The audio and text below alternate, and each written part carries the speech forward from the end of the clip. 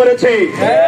আমরা আরেকটা যে সময় পাবো কিনা মনে থাকবে কিনা জানি না, আরেকটি দাবি রাখতে চাই, সেটা হচ্ছে আওয়ামী ফ্যাসিবাদের বিচার না হওয়া পর্যন্ত বাংলাদেশের কোন উকিল বার বলেন, বাংলাদেশের কোন নির্বাচন বলেন, এই আওয়ামী সরকার অংশগ্রহণ করতে পারবে না।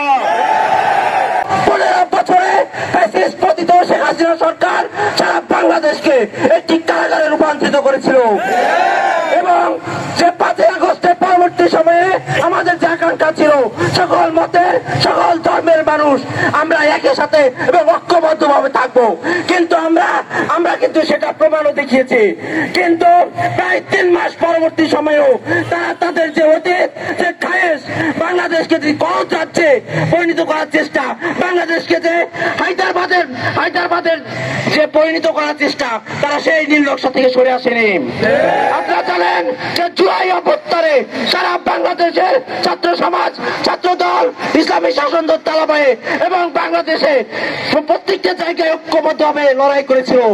আমরা ইসলাম বিশ্ববিদ্যালয় দেখেছি, ইসলামী ছাত্র শিবির এই আমাদের লড়াইয়ের সাথে ওতপ্রোতভাবে জড়িয়েছিল। বিক্ষোভ মিছিল গুলোতে অংশগ্রহণ করতাম, সামনের সারিতেও তারা থাকতো, পিছনের সারিতেও তারা থাকতো। বোনের পেট ছিঁড়ে নবজাতক শিশুকে বের করে পুড়িয়ে হত্যা করেছে, আমার বোনকে তারা ধর্ষণ করেছে।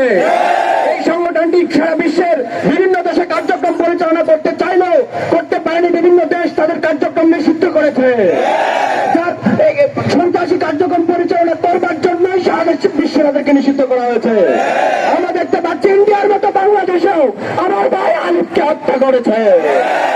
সম্মানিত উপস্থিতি, আমরা এই সমাবেশ থেকে ইসকনের নিষিদ্ধকরণ দাবি জানাচ্ছি।